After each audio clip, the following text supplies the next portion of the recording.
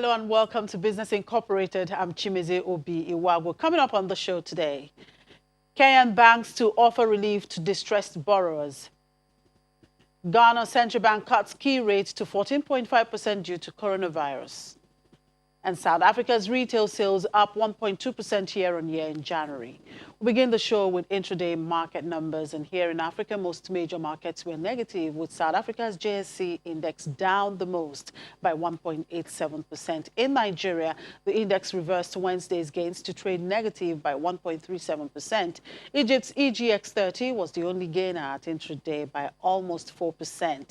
Kenya closed positive on Wednesday.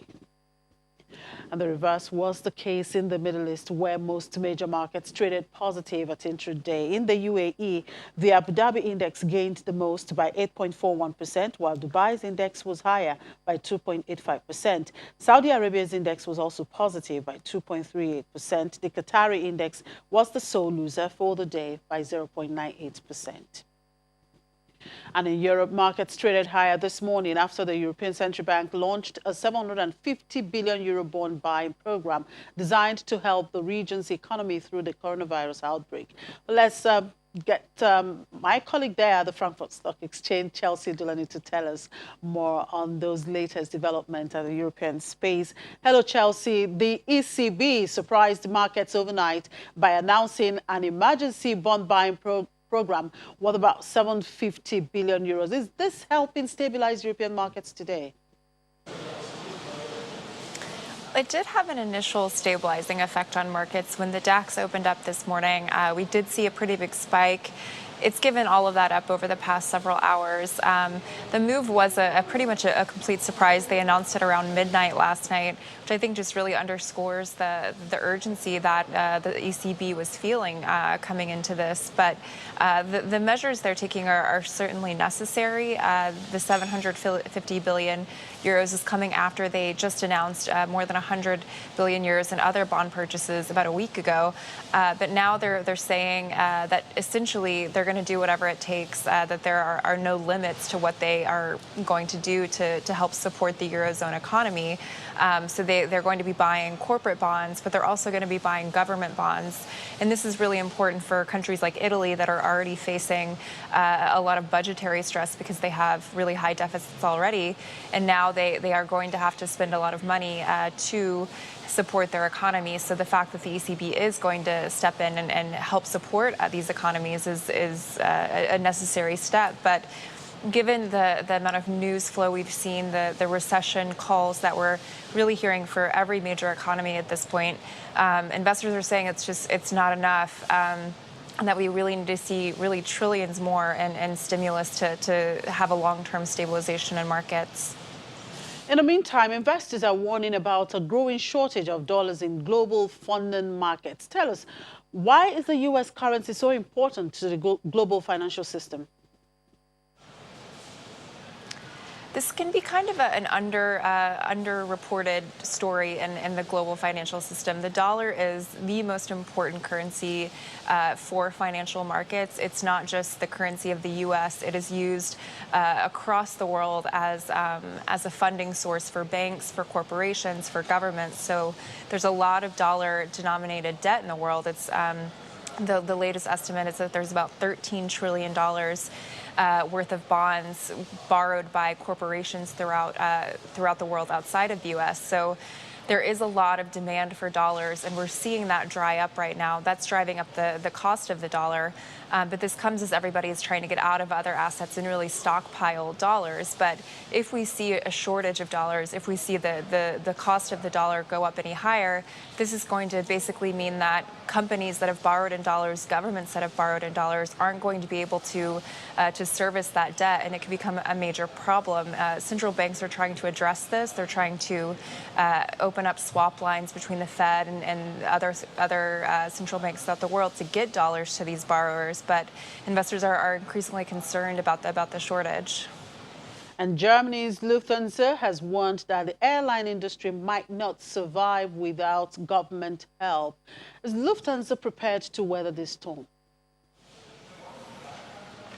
Lufthansa says that they are in a better position than a lot of competitors to weather the coronavirus storm. They have had to take drastic steps. They've had to cut about 95% of their capacity. They've grounded 700 planes, laid off thousands of workers, or put others on short-time work. But they're saying that they have about $4 billion worth of liquidity, and also they have a particular advantage because they own a lot of their aircraft.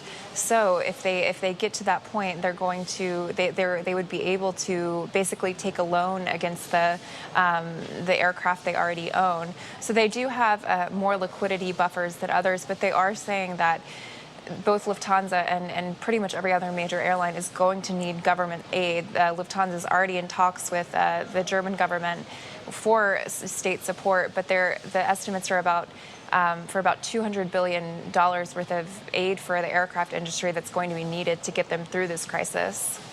All right, Chelsea, let's keep monitoring COVID-19 and try to stay safe from it. Enjoy the rest of the day.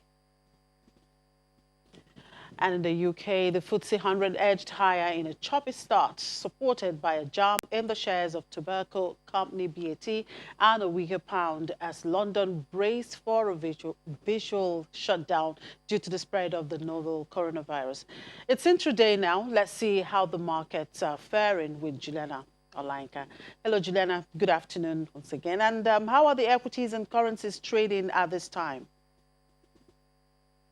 Good afternoon, Chimezie. Well, there's not much that's changed at intraday. There was a slight opening of about 0.5% this morning, but it's under at intraday. No surprises there. The all-share is down 1.21%.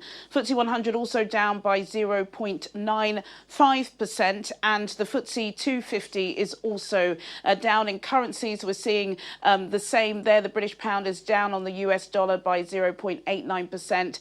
Up on the euro slightly by 0.24% and up on the Japanese yen by 0.38%. The dollar is doing exceptionally well at the moment. And typically when the dollar does good, the FTSE 100 and the all-share does very good. But that's obviously not the case today. The pound is still on a 35-year low on the dollar. So it's worth about $1.15 at the moment. House builders, they're really being hit hard. Barratt's Development is down 8.2%. Also, Taylor Wimpey is down 7.1%, and Burberry, who have struggled at the moment, they're one of the biggest fallers on the FTSE, down 3.5% at intraday to me.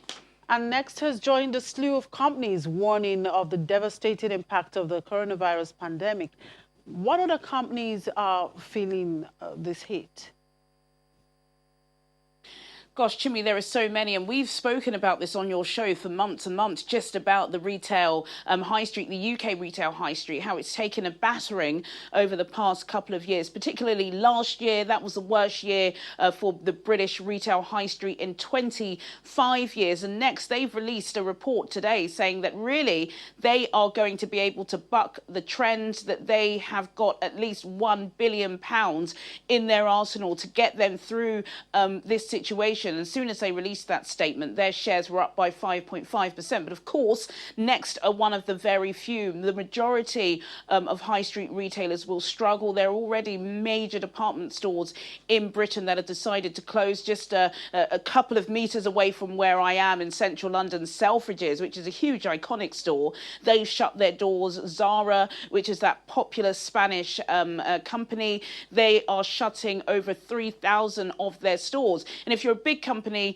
you can possibly maintain that for a couple of weeks and try and ride it out. But a lot of the smaller ones that have already struggled will find it very difficult to maintain their staff, to maintain their stock, and to maintain the confidence of their consumers, who will, of course, go online. Laura Ashley, they were the first kind of big retailer to suffer. They just got a bailout just a couple of weeks ago. But last week, their investors said that they were not happy. So they were the biggest, I would say, retailer at the moment that have suffered due to COVID-19.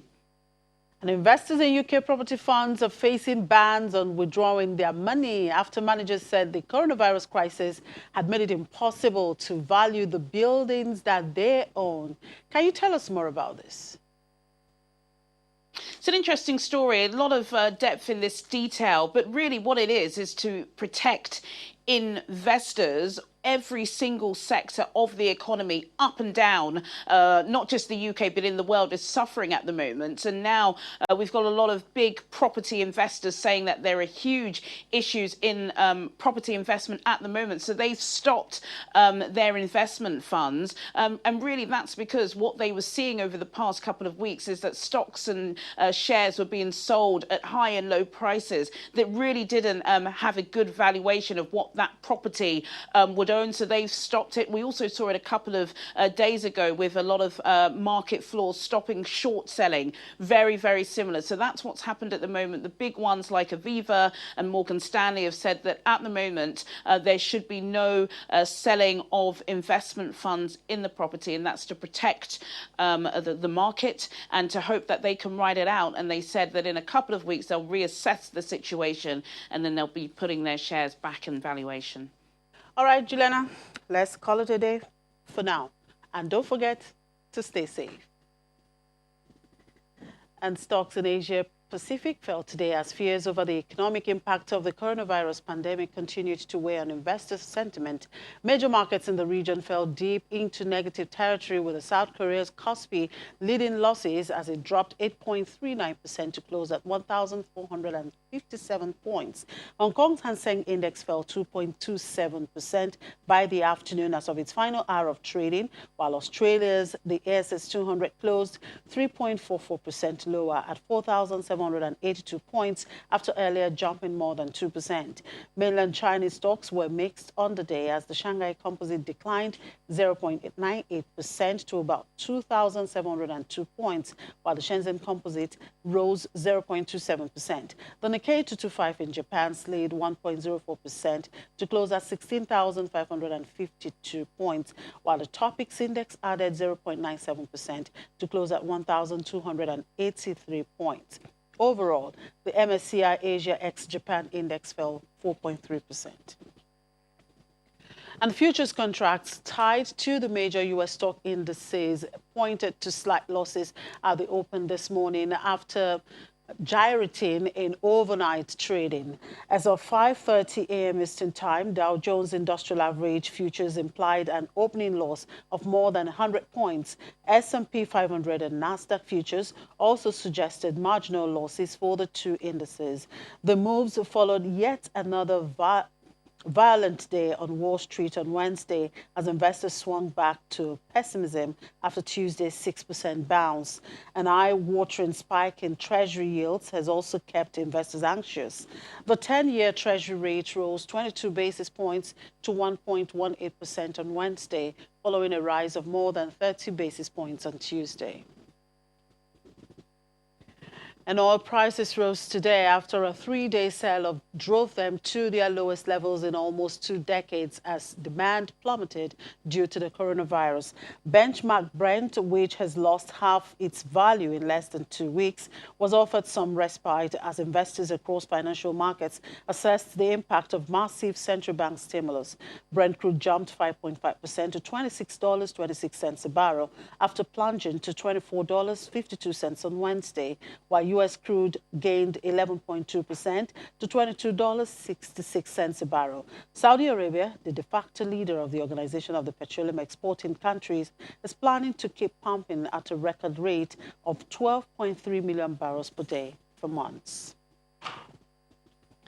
And gold prices rose earlier today after a steep fall in the previous session as the European Central Bank's measures to mitigate the economic effects of the coronavirus epidemic lifted investor sentiment. Spot gold rose 0.4% to $1,491.40 per ounce, while U.S. gold futures rose 1.2% to $1,495.80 per ounce. Among other precious metals, palladium rose 2.4% to $1,625.36 per ounce. Platinum rose 1.8% to $636.01, while silver was up 1% at $12.10 an ounce. And when we return, we'll bring you an update from the domestic commodities market and more. To stay with us.